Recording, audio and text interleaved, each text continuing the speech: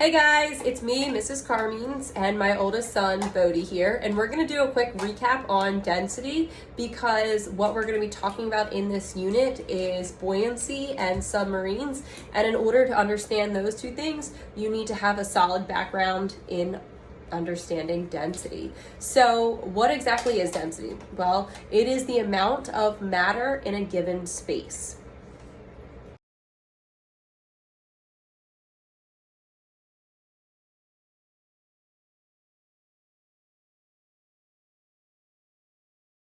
So objects that are very dense, they have a lot of matter or a lot of atoms crammed into their space. Basically, every inch of that volume is taken up by matter, atoms. And objects that have a very low density are going to they wouldn't have as many atoms or molecules in that space.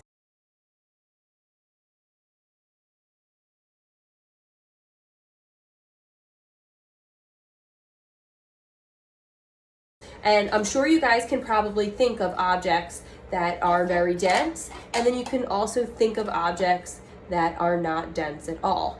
And so another test that we can do is we can see if objects are, we can compare their density with the density of water, and that's known as relative density. So water has a density of 1 gram per mil. And so anything that has a density higher than 1 gram per mil will sink in water.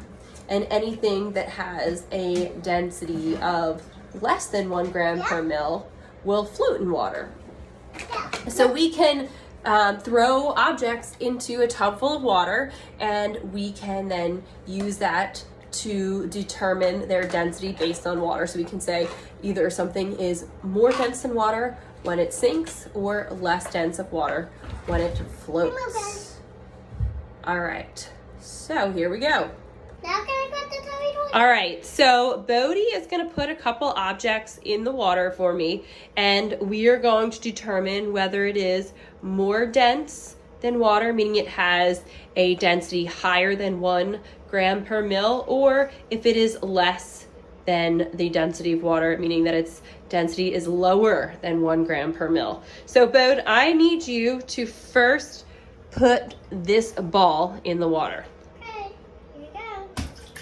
Bodhi, is it soaking? Is it floating or is it sinking? It's floating. It's floating. So that means that it has a density of less than 1 gram per mil.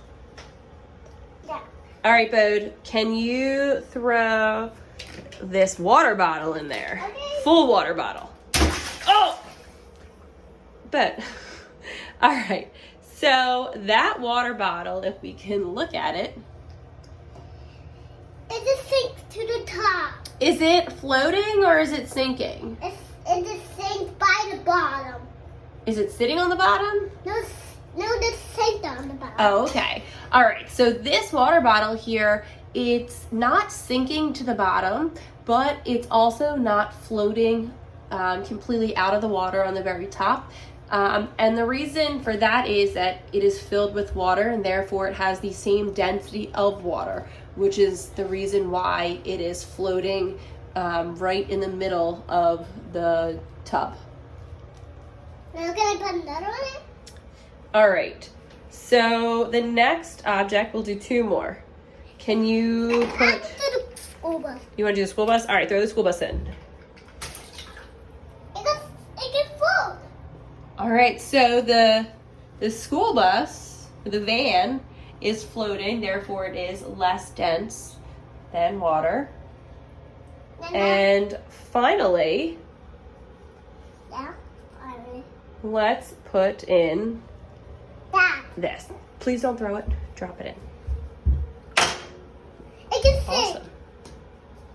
All right, so the giant screw sinks to the bottom, therefore it is way more dense than water.